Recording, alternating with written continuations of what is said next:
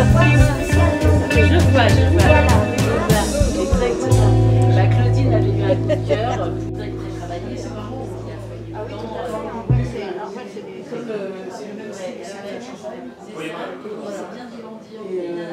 Moi, au début, la fenêtre qui est là, en fait, j'aime bien la vie,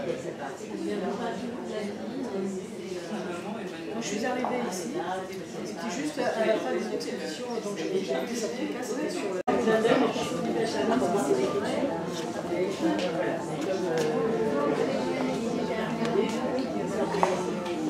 Et ça, c'est très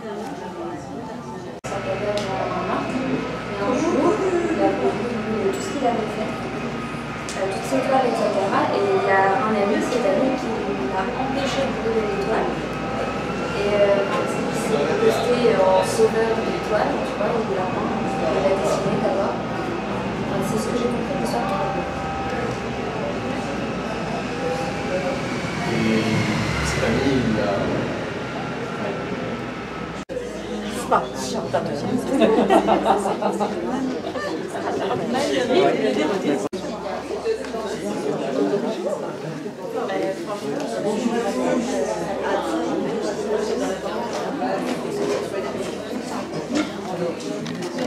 une période que j'ai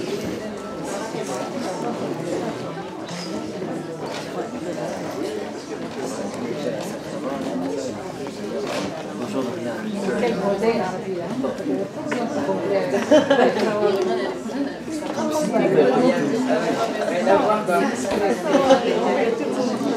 Voilà, c'est lorsque l'enfant paraît. Il n'a pas sauté. Voilà. Bonjour Alain. Ah, salut mon grand.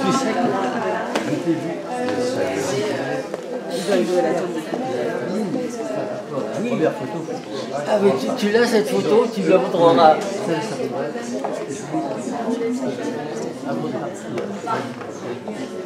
À midi, oui.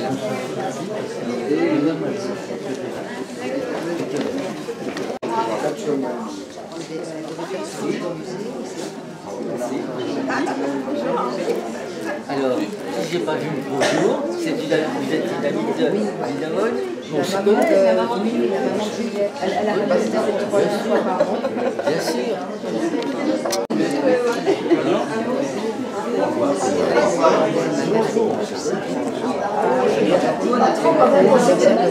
Bonjour cher monsieur, je ne vous connais pas mais j'ai fait une vidéo sur votre travail Henri Landier. et je continue. Eh bien très bien. Très bien. Super. On va se voir tout à l'heure. Voilà. Je dis bonjour à tout le monde. Voilà. Bonjour mesdames. On se connaît? Non, pas encore. Ça va. Bonjour. Ça va? Bah dis donc, te voir comme ça, c'est bien. C'est il n'y a pas si longtemps quand même. C'est bien, tu récupères.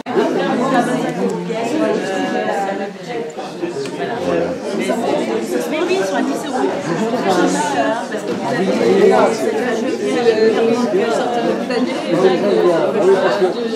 avez il a une canne, une béquille. Oui. Voilà, mais bon, il est ravi d'être là ce soir avec nous. Donc le maître nous attend.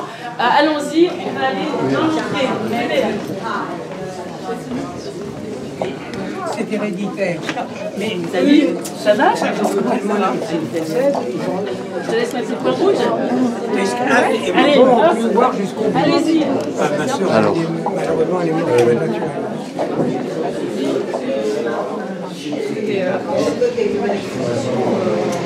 Le musée de Lombard se refuse absolument de l'électricité parce que je suis pas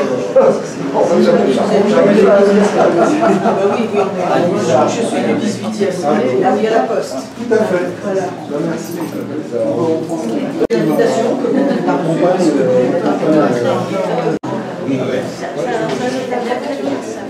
Oui, je sais bien. C'est pas comme a dit le chirurgien, parce que je suis chirurgien qui est le... Alors, venez. Bonjour, Antonella, venez.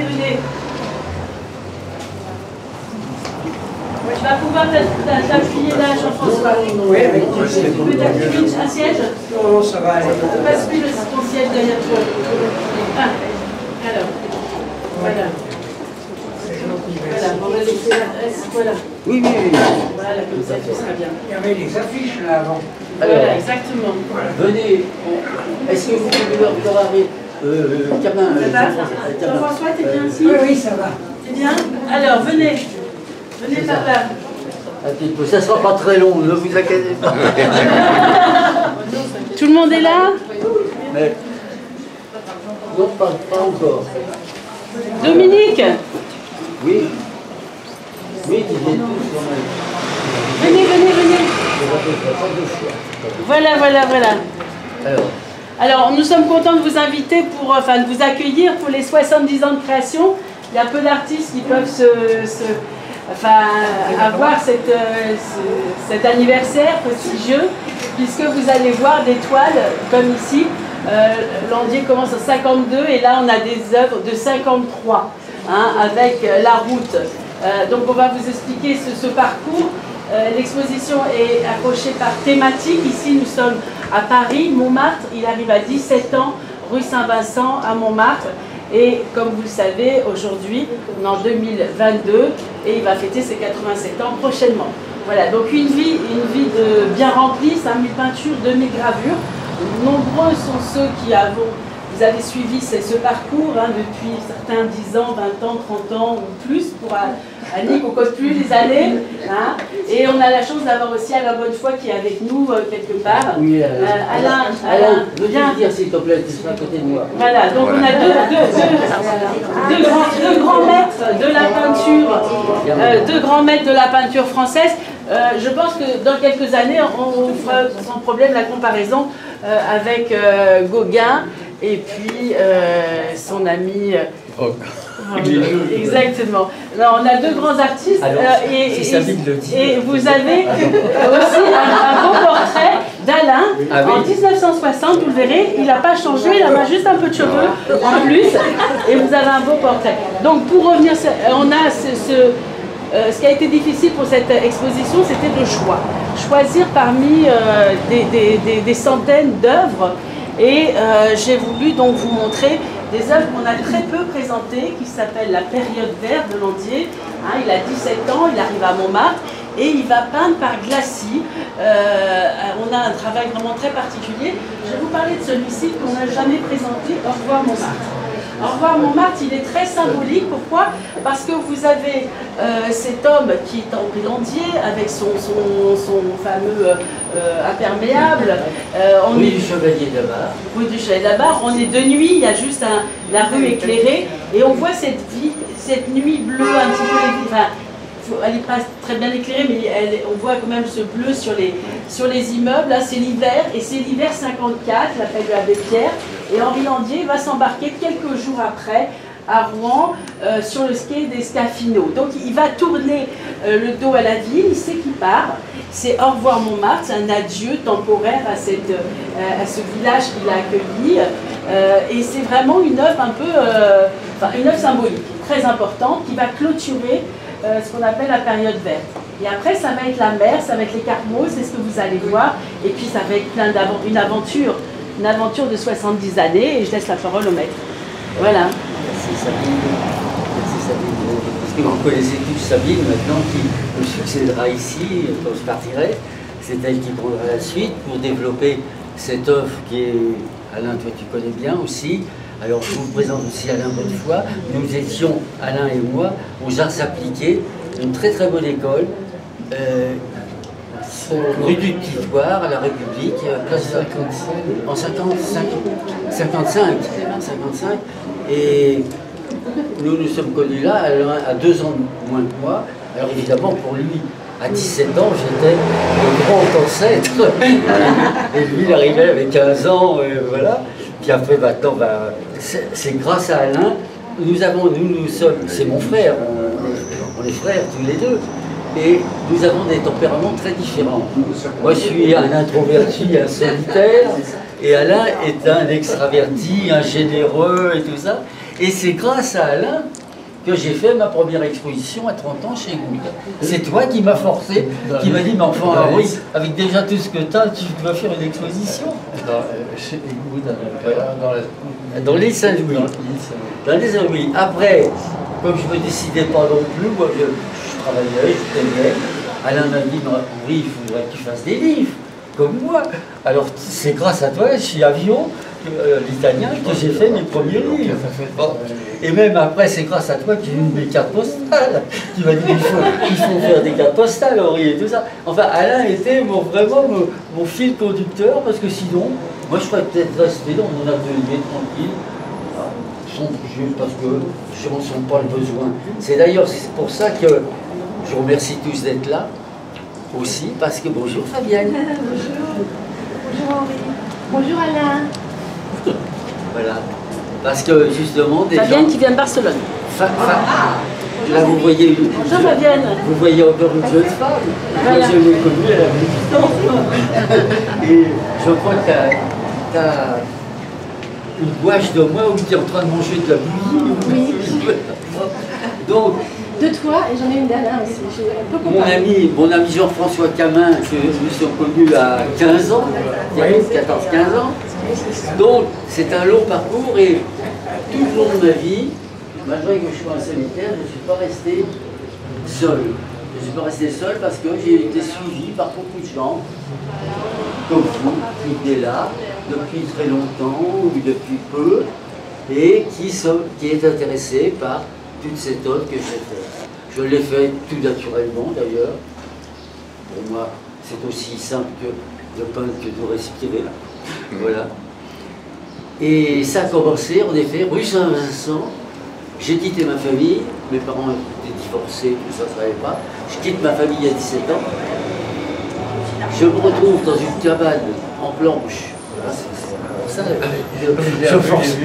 je force pas le ton. L'escalier, rue Saint-Vincent, la Pingile.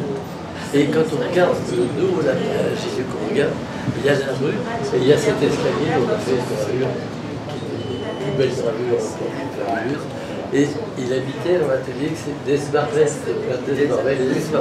Alors c'est assez extraordinaire quand même, à 17 ans, ce gamin, et va travailler, et en effet, je laisse, quand je pars en 54, et je pars parce que je vais crever de faim, et je ne vais pas passer l'hiver, et je m'en vais, je laisse une centaine de toiles, très fraîchies, très sombres, et curieuse quand même chez un jeune homme qui ne connaît pas la vie, qui connaît... Eh bien, tout ça, les toiles aussi qui sont là-haut, c'est des toiles qu'on a sorties pour vous, là, parce qu'elles ne sont jamais sorties. Je voudrais les exposer ensemble. Hein, et elles sont dramatiques, elles sont écrites. Et ce qui m'a... celui qui m'a fait un peu lâcher ça, c'est parce que je suis parti dans la marine d'ailleurs, alors quand même là je mangeais tous les jours, ça allait un peu mieux quand même, j'avais du monde, une vision un peu plus sereine, mais quand même, j'ai fait la connaissance, heureusement dans ma vie, j'ai eu la chance, vous connaissez tous, là, qui est là, Alain naturellement, puis les grands, et notamment les poètes, Pierre Matorlan, les Aragon, et Jacques Prévert. Je suis rue Saint-Vincent, et un soir, la fontaine des 4 saisons où Monique m'entraîne, c'était le cabaret du frère de Pierre Prévert, du frère de Jacques. Et je me retrouve à la fontaine des 4 saisons, et à 2 h du matin, il y a Jacques qui arrive. Alors naturellement, avec Monique, tout ça, on s'y d'amitié. Il me dit, mais moi j'habite pas loin, j'habite à Montmartre. Donc Jacques Prévert. Jacques Prévert. J'habite à Montmartre et toi t'habites rue Saint-Vincent, on est voisins et tout ça, bon, on va rentrer ensemble. Ah, on est rentré dès 6 h du matin complètement rond. On avait fait tous les bistrots depuis la rive droite jusqu'à la place de Clichy. Et c'est Jacques qui était un homme merveilleux. Tu sais, c'était un poète, mais il n'avait pas besoin de parler, c'était un poète. Tu le voyais, c'était merveilleux. Merveilleux cet homme. J'ai pleuré quand il est mort. J'ai pas pleuré quand mon père est mort. Mais quand Jacques est mort, et Jacques un jour me dit, il me prenait, il se foutait de moi un peu, il me disait, mais enfin écoute Henri, la vie n'est pas si tragique que ça. Qu'est-ce que tu nous racontes? La vie est belle et tout ça. Alors petit à petit, eh ben, je me suis laissé gagner, je me dis, il a peut-être raison quand même. Et voilà. Et alors j'ai éclairci ma palette, Et j'ai plus jamais fait des œuvres. Mais on voit que les œuvres de 61, on est au retour de la marine. Déjà, regardez la différence. Puisque là, on a le jeune homme au piano bleu et puis Marcel Mannequin. On a vraiment une autre palette là, qui est très différente des premières œuvres, des toutes premières œuvres de jeunesse. On va continuer à l'intérieur. Alors, quand même, ça dit que tu parlé de cet homme assez extraordinaire. Et je dois dire que moi aussi, quand même, j'étais monté quelque part. Et c'était chez le mannequin, rue Henri Monnier, tu te souviens, on a fait nos premières lithographies. Et toi, tu as fait cette très belle lithographie du bateau Lavoir. Alors, on va continuer. C'était un personnage de Montmartre, de Paris. Tout Paris venait dans son atelier, j'ai vu Cocteau, Dali travaillait uniquement chez Maintien. Voilà. Alors tout ça, c'est beaucoup évidemment de souvenir. Alors on va maintenant. Et là, vous trouvez Julien dans le ciel de Paris, qui clôture aussi, puisque là, on est rue André-Antoine, à côté de chez Alain Bonnefoy, justement, on n'en sort pas. Et vous avez de chaque côté, vous avez une vue qui est les gravures, avec la vue de la rue de l'Élysée des Beaux-Arts. Hein, et vous avez, si vous regardez bien, le même point de vue ici en 2016 et là en 1960. Ça, c'est une gravure qui est le premier état, ça, c'est le troisième état, donc elle est plus noire. Mais c'est le même point de vue, avec, à côté de l'église, qui est l'église Saint-Jean, l'église Saint-Jean de Montmartre, l'église de briques. Hein, oui, oui, et on retrouve, voilà, et on retrouve cette perspective, on est au-dessus des escaliers. Hein, voilà, donc c'est intéressant de voir 1960-2016 et de voir le Landier de 2020, où on a vraiment toujours cette légèreté et cette poésie, qui est très différente évidemment des débuts. Hein, voilà. C'est Julien Laferrière, ça? C'est Julien, notre Julien. Oui, mais c'est Julien Laferrière? Non, c'est pas Julien Laferrière. Ah bon, non, c'est notre Julien est vieux. Alors venez, on va suivre maintenant. Ici aussi, vous avez la rue du Monsny en aquarelle et vous l'avez en huile. Si vous regardez bien, c'est le même paysage, hein, mais travaillé différemment, et c'est vraiment intéressant toujours de regarder la technique. Hein. On est au même moment, c'est-à-dire qu'on est en 88, Landier va faire la peinture et l'aquarelle, donc d'abord l'aquarelle et après l'huile, et regardez comment il va travailler différemment, tout en étant évidemment dans le même esprit. Hein. Voilà. Alors on va continuer. Pardon. Oui. Alors attends, on va attendre que tout le monde soit là. Viens Alain, viens ici.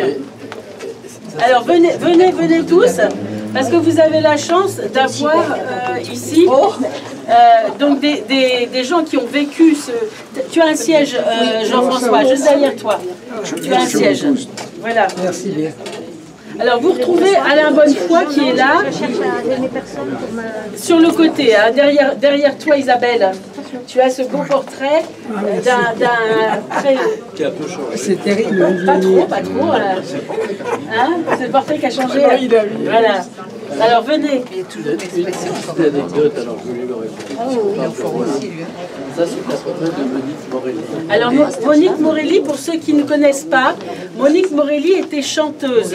Elle a chanté Aragon, elle a chanté Bruant, elle a chanté Bacorlan, Carco, et elle avait un cabaret chez Ubu. Et tout le monde venait chez Ubu à Montmartre. Hein, c'était vraiment le rendez-vous des intellos. Mais avant le cabaret, encore qu'il y a le cabaret, on allait, et alors on mettait des affiches avec Henri. Et il y avait des gens qui décrochaient les affiches. Alors, Henri, il décroche. Je dis, ben écoute, je vais avec toi, et le jour, je te jure qu'on ne va pas décrocher l'affiche. Et donc, c'était donc là, vous avez Monique Morelli dans l'intimité, puisqu'Henri Landier a vécu 5 ans avec elle. Et on a, c'est une femme un peu à la Jeanne d'Arc, et puis qui avait une voix comme Juliette Gréco, hein, une voix d'homme. Et elle a eu une belle carrière, mais elle n'a pas explosé comme Gréco, hein, plutôt comme Catherine Sauvage. Voilà. Alors, Je vais continuer. Ici, vous avez un hommage à Romaine, l'épouse d'Henri Landier. Et si il y a quelque chose de particulier dans cette œuvre, alors qui fait écho à l'actualité, malheureusement, enfin on va dire malheureusement, mais il se trouve que j'ai découvert que c'était une chemise ukrainienne et que Romaine la portait souvent. Elle aimait beaucoup cette chemise brodée. Et donc, vous voyez, on a une œuvre de 76 et un beau portrait de femme aimée. Hein, un beau portrait doux, et c'est la période où Landier va travailler un petit peu le cubisme. Donc regardez la manière dont il travaille ce visage, regardez ici aussi ce beau portrait d'Anne aux bijoux, hein, on retrouve qui est une amie de Romaine, et puis derrière vous avez deux œuvres qu'on n'a non plus jamais montrées, ces deux-là. C'est intéressant de voir, vous avez ce même point de vue, hein, c'est très différent, mais là tu as le dessin au feutre, et là tu as l'aquarelle, on a Romaine, et là on a Virginie. Mais c'est le même, c'est le même mur, le même tapis qui lime, le même fauteuil, si on regarde bien, mais travaillé différemment. Hein, avec Romaine lisant et Virginie avec sa poupée. Derrière, on retrouve, donc on l'a dit, le maestro Alain Bonnefoy, on retrouve Pierre Macorlan avec son perroquet. Pierre Macorlan, donc c'est Quai des Brumes, hein, il se trouve qu'il est né il y a 140 ans, là en fait c'est sa naissance. Et puis vous retrouvez Morelli aussi avec la main, un très beau portrait de femme et un autoportrait. Après, vous avez ici Louis-Ferdinand Céline. Alors, pour ceux qui suivent l'actualité, on a retrouvé 6000 feuillets de Céline. Hein. C'est vraiment une découverte. Apparemment, quelque chose de très très fort pour ceux qui l'ont lu. C'est sorti il y a 2 jours. Et vous avez le dessin. Alors, le dessin, il est très émouvant parce qu'on a ce dessin au fusain. Et regardez cette force qu'il y a dans le dessin. Et alors qu'on a une gravure qui a été faite du dessin, qui est beaucoup plus évanescente, où on a l'impression presque d'un fantôme, je trouve. Alors que le dessin, on sent encore un homme, on sent une humanité.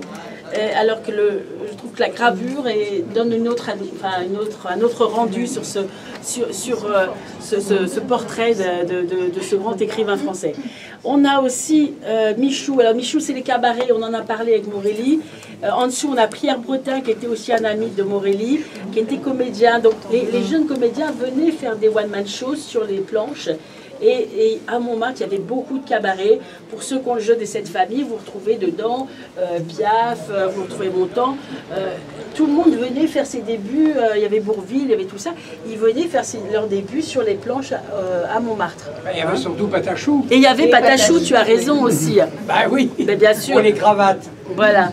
Alors, on continue. Là, vous avez des autoportraits étonnants. Vous avez un grand autoportrait dessiné, en train de dessiner en 60. Regardez le travail et regardez la puissance du portrait. Et ce qui est intéressant, c'est de voir après les années suivantes, on a la couleur qui va prendre le dessus, alors que là, c'est vraiment le dessin. Regardez l'atmosphère. Voilà, donc là vous êtes vous avez un travail, vous avez un lavis, hein. Ici un très grand format, hein, c'est assez étonnant pour l'époque, je vous laisse en parler. Oui, parce que...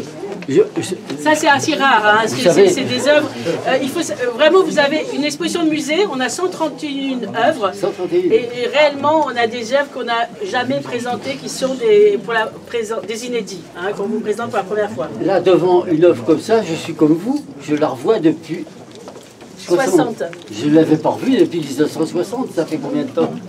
Ne comptons pas, ne comptons pas, ne comptons plus. Donc je la revois, et c'est étonnant de force, vraiment, Alain. Étonnant de concentration, de force. C'est le peintre qui dessine, là, il est en train de dessiner. Et pourquoi j'ai fait ça? Parce que quand tous mes portraits, je ne suis jamais devant un miroir, c'est toujours de mémoire. Je ne pourrais pas travailler de miroir. Moi, je ne travaille pas devant un miroir. Je travaille de mémoire. Et ça, c'est pareil. J'avais dû avoir une illumination. Et puis, j'ai fait ce portrait. Et maintenant que je le revois, je n'ai pas attaché d'importance, même quand je l'ai fait. Mais quand je le revois maintenant, je me dis quand même, j'avais 60, j'avais 25 ans. C'est ça. Et ce qui est intéressant de voir l'évolution, oui, hein, avec la couleur qui tout ce que vous voyez là est quand même unique. Vous ne le reverrez pas parce que je pense que là maintenant ça va partir. Et quand même faites attention, je sais qu'il y en a beaucoup qui avaient des œuvres en des grandes collections. C'est d'ailleurs comme ça que Alain et moi-même on a pu faire une carrière, parce qu'il faut vous dire, c'est d'approcher un petit peu. Je vais parler un petit peu d'histoire de l'art, parce que... Assis-toi Jean-François, assis-toi. Il faut parler un petit peu d'histoire de l'art, parce que vous êtes là. Ah oui, ça tu peux en parler. Hein.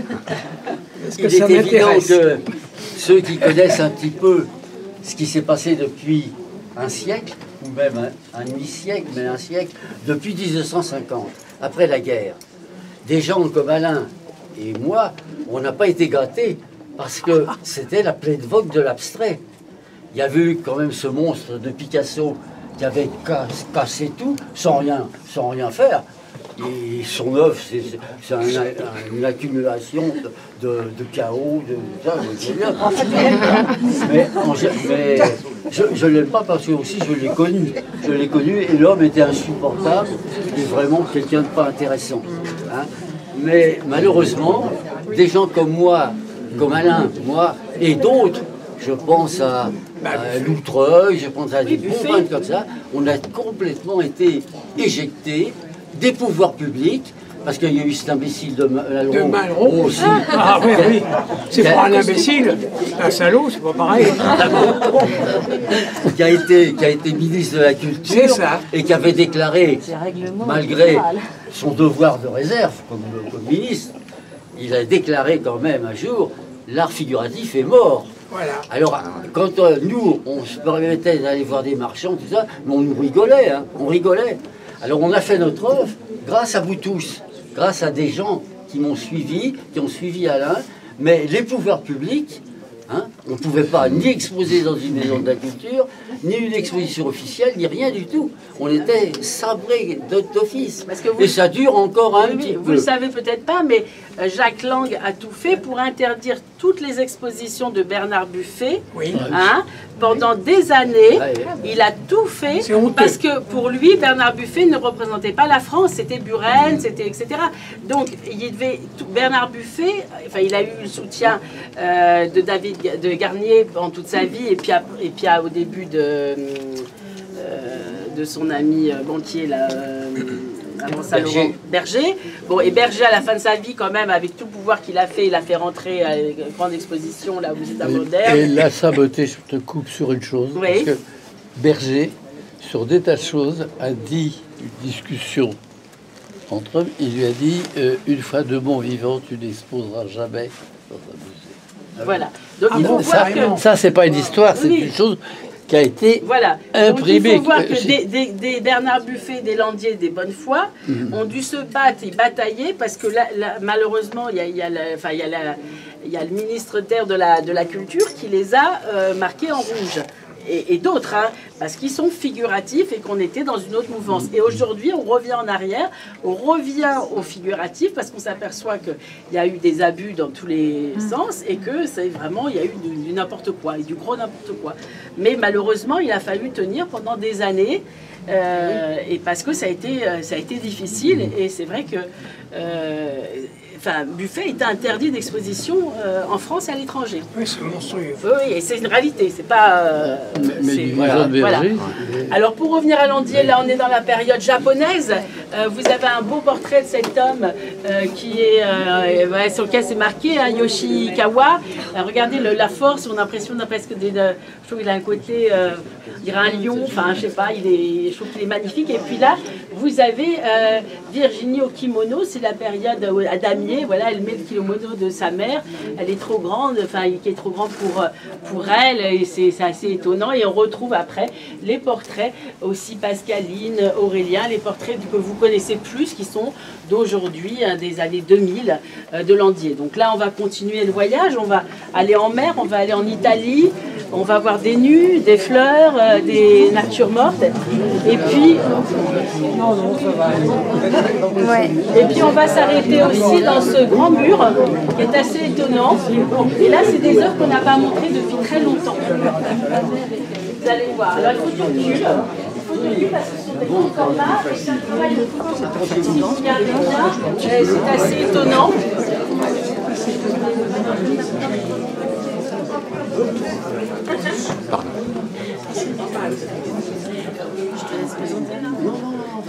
Donc ici, vous avez des œuvres que vous connaissez moins. Jean-François, tu as un siège si tu veux.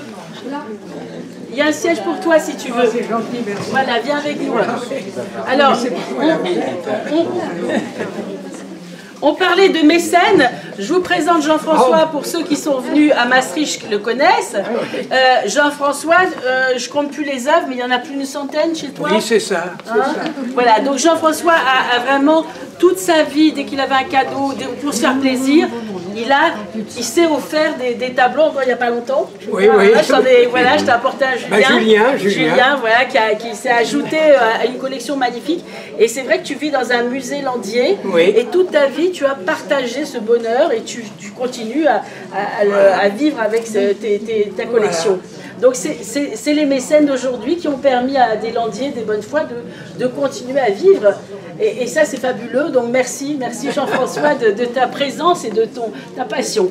Donc là, on est dans les années 80. Henri Landier vient de prendre l'atelier d'Arlepic. C'est important. Pourquoi?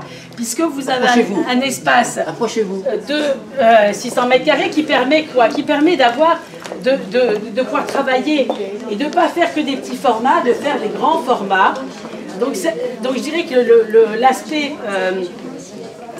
l'atelier est très important pour un artiste. Vous ne pouvez pas faire des grandes toiles comme ça si vous êtes dans une chambre de bonne. Hein, c'est pas possible. Donc tout ce travail, ça s'appelle le labyrinthe. Le labyrinthe en lui-même, c'est cette grande usine en ruine, une tuilerie que Landier dans laquelle il va s'engouffrer, mais c'est aussi très symbolique. Il a 40 ans, c'est le labyrinthe de la vie. Il va découvrir, il va chercher quelque chose en peinture. Et il se trouve que chaque année, il y a un thème qui va s'imposer à lui dans ce labyrinthe qui se termine auprès des gisants à la Mogue. Donc on est vraiment dans une recherche sur le chaos, la naissance et la mort. Voilà, donc c'est tout un ensemble.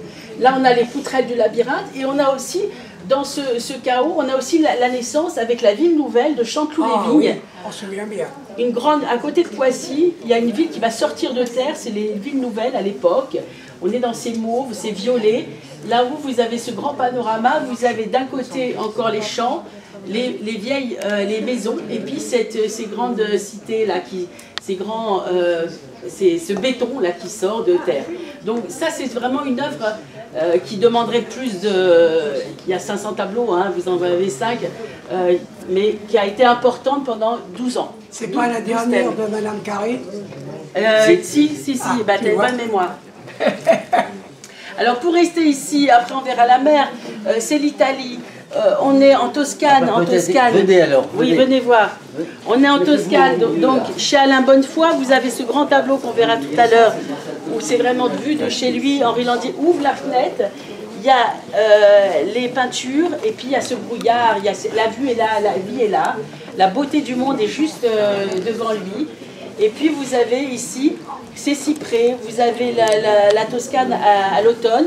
Et une première approche, alors il y a eu beaucoup de voyages, mais là on a une approche à la sanguine et à l'aquarelle. Regardez la différence avec la peinture à l'huile. Et là évidemment on est à Venise. Venise c'est une ville amoureuse, coup de cœur. Landier il va tous les 2 ans et il va dessiner. Tu en as aussi des beaux pour Jean-Nathalie. Et on a cette ville rose, arrosée, cette ville de briques. Et les dernières peintures qui nous restent sur Venise. Voilà. Alors on va continuer. Vous avez ici après le voyage en mer, venez voir. On vient un peu en arrière. Hein. Merci. Venez voir.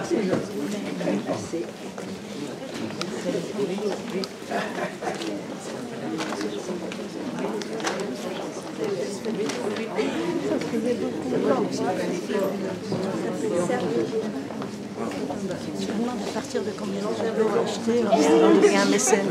Ah, oh, hein. Alors là, on retrouve les années de mer. Comme vous l'avez compris, Henri Landier a navigué sur les bateaux. Ici, vous avez le Marcel Scafino sur lequel il a navigué. Et vous avez des dessins, des gravures. Le Docker ici, vous regarderez tranquillement, qui est au musée de Dunkerque aussi. Et puis des peintures au couteau, comme j'expliquais tout à l'heure, donc ce qui donne cette matière aux œuvres.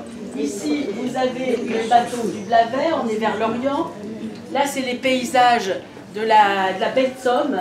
Et puis ici, un bateau qui s'appelait l'Ocean Bridge, on est au port de Marseille. Il a implosé en mer, vous avez la coque qui est entrouverte. La Shell l'a rapatrié et Henri Landier va le dessiner avant qu'il soit disséqué pour récupérer la tôle. Hein. Et vous regarderez, il y a plein de dessins, il y a plein, donc c'est du vécu. Hein, je vous laisse la parole, mais c'est des choses qu'on y... Alors, quelle époque? Là, t'es en 71 ou 72? Non, 87, ça. 87, attends. La mer à T20, ouais, 70 et 71. Ça se suit, hein. Vous voyez, au niveau du travail. Alors là-haut, puisqu'on est là, on est, pour ceux qui étaient à Maastricht, vous retrouvez le carnaval. Hein, là, c'est les années, c'est 2020. Le retour du carnaval, ce qui est intéressant dans cette grande toile, c'est que la pandémie arrive. On était une centaine au carnaval de Maastricht à fêter Landier. Il y avait 6 expositions dans la ville. On revient et 10 jours après, l'Europe entière est confinée. Et là, c'est retour de carnaval. Et la personne se demande ce qui se passe et on se demandait tous qu'est-ce qui se passait. Et tout d'un coup, la fête était finie, on restait chez soi et on nous disait de rentrer et on ne savait pas pour combien de temps. Voilà. Donc c'est un tableau qui est très symbolique puisque Landier va le faire ici alors qu'il est confiné à Paris. Et la fête est finie pour tout le monde. Et on arrive dans une autre époque, une autre ambiance voilà, qui va durer quand même un petit moment. Malheureusement. Oui, il y a un autre style de masque, exactement. Voilà. Alors après, ici vous avez une Sainte-Victoire. Alors évidemment, on pense à Cézanne, mais c'est loin de Cézanne, hein, c'est bien du Landier avec ces couleurs qui pètent. Et puis vous avez peut-être, oui, c'est beaucoup mieux que Cézanne. Hein. Japonisant qui est évident, avec ce soleil qui se lève. Non, mais Cézanne, c'est plat, je ne comprends pas. Et là, vous regardez les pins. Alors pour ceux qui ne connaissent pas, on me dit c'est la mer, pourquoi pas, chacun mais bon, a priori, il n'y a pas la mer au pied de Sainte-Victoire. Mais on pourrait penser à la mer, oui, on pourrait penser à une œuvre d'art, ça nous fait voyager. Hein. Après, venez voir, vous avez ici...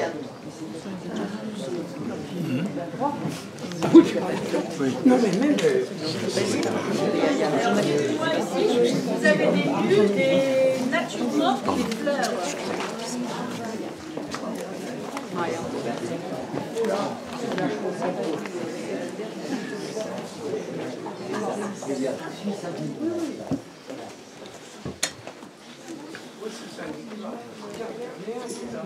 Viens Jean-François, je vais te réserver mon fauteuil. Viens. Sinon d'avoir du pétrole pour les Américains, d'envahir l'Irak. Voilà. Donc là, on a vraiment un travail aussi. Ce qui est intéressant, c'est que Landier est proche justement de son époque. Il va en Italie, il voit ces drapeaux de paix et il va nous proposer une vision pacifiste justement aussi d'immortaliser ce mouvement. Et on va continuer à l'étage pour ceux qui veulent, venez voir. Et après, on boira le verre de l'amitié, parce que... Oui, c'est vrai. Venez voir.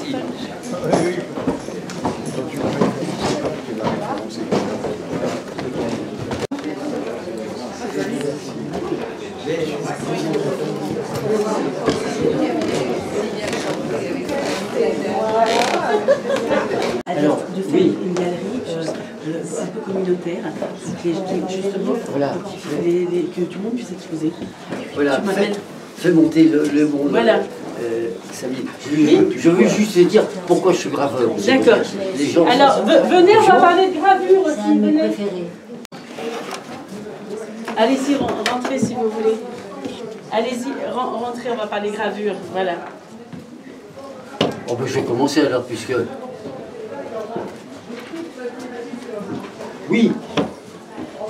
Alors, vous savez tous ou toutes, je crois qu'il y a beaucoup de dames ici, vous savez tous que je suis peintre, mais je suis aussi graveur. Alors qu'est-ce que c'est ça? C'est encore plus compliqué, la gravure. Qu'est-ce que c'est la gravure? Ben, il faut vous dire que tous les peintres anciens, avant la découverte de la photographie, étaient peintres et graveurs. La gravure, c'est la base, si vous voulez, c'est le dessin. C'est le dessin, il faut savoir vraiment dessiner pour être graveur. Et les peintres modernes, surtout avec l'impressionnisme, parce que les impressionnistes n'avaient pas besoin de dessiner. Ce qui les intéressait, c'était la lumière. Alors, au contraire, ça les gênait de faire un trait. Donc, les impressionnistes, ils n'ont pas fait de gravure. Mais, en général, un peintre classique était un graveur et un peintre. Les deux. Et alors, là, vous voyez ici des gravures. Des gravures qui peuvent être en couleur. La gravure peut être en noir et blanc ou en couleur. Là, vous avez derrière l'Aube à la colombe, qui est une gravure en noir et blanc. Voilà. Alors, l'intérêt aussi de la gravure, surtout avant qu'il y ait la photographie, c'était que les peintres pouvaient, autant on fait un tableau, et puis il est unique, et une fois qu'il y a un possesseur, un amateur, c'est fini, il rentre dans une collection, il est chez le bonhomme, ou la nénette, et puis on le voit pas. Alors qu'avec la gravure, on peut multiplier, puisque la gravure est faite à partir d'une plaque de cuivre, on peut multiplier, pas à l'infini, hein, mais une cinquantaine de celle-là, par exemple, l'Aube à la colombe est tirée à 50. Donc, au lieu d'un possesseur, il peut y avoir 50 amateurs qui ont cette gravure. C'est intéressant quand même, parce que ça fait connaître l'idole. Mais j'avoue que je n'ai pas été suivi beaucoup. Dans les Bernard Buffet est un grand graveur aussi. Alain Godefroy aussi, sur mes conseils, ça c'est moi qui l'ai entraîné à faire de la gravure et de la lithographie. Mais c'est pas tellement courant que les artistes, les peintres, fassent de la gravure. C'est un art qui est un peu méconnu. Les marchands ne s'en occupent pas. Pourquoi? Parce que c'est des petits prix. Une histoire comme ça, c'est dans les 800 €. Et combien de fois j'ai entendu des marchands venir ici, quand je leur disais, mais vous savez, vous venez m'acheter une peinture, je suis aussi graveur, et tout ça. Combien vous vendez une gravure? Dans les 500, 600. Oh, je me dérange pas pour 600 €. Ah oui, tout le temps on entendait ça. Alors ça fait que cet art est tombé un peu en désuétude, et on est très très peu. En plus, il faut un matériel. Vous avez vu en bas des presses. Vous n'avez pas tout vu parce que l'atelier est grand. Il faut des grosses presses. Il faut un apprentissage. Monsieur Lacourrière disait qu'avant d'être à peu près au point, il fallait 3 ans d'apprentissage pour être graveur. Alors tout ça, ça décourageait beaucoup d'artistes. Et c'est un art qui est un peu méconnu. Ça revient. Ça revient, il paraît un peu. Et par contre, Gérard Jouet est un grand amateur de Delarte, Eugène Delarte. Entre autres. Et de Landier aussi. Je dois avoir une centaine de gravures de toi. Bon, merci. Merci Gérard. Mais Delarte, surtout, ça a été ton grand. Et c'est pareil, c'est un artiste considérable, Delarte. Mais qu'est-ce que une personne qui connaît Delarte? Est-ce que quelqu'un ici connaît Eugène Delarte? Pourtant, il a influencé entre pratiquement un siècle, c'est une famille. Son père était l'imprimeur des impressionnistes. Et Delâtre, il a travaillé, il a formé très rapidement des gens comme, excuse-moi, Picasso, mais Marie Cassatt, Pissarro, Renoir, Matisse, Braque, Gauguin. Et donc, il y a beaucoup d'artistes qui sont passés chez lui. Voilà. Et Jean-Paul, le grand élève de Jean-Paul. Jean-Paul, lui, on oubliait, bien sûr. Je me suis permis de les citer parce qu'il y a quand même un Montmartre.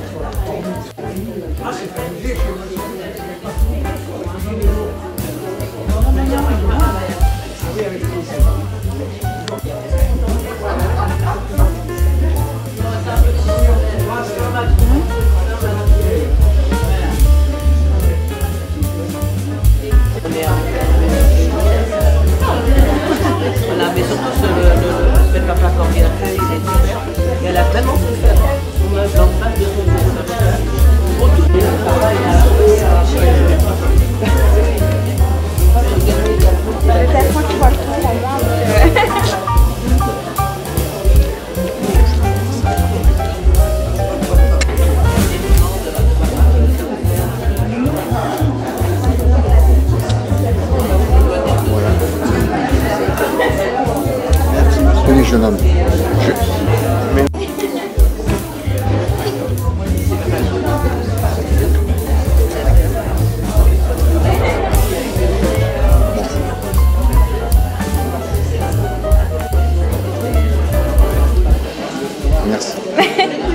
tienne un truc, c'est ça. Merci, merci.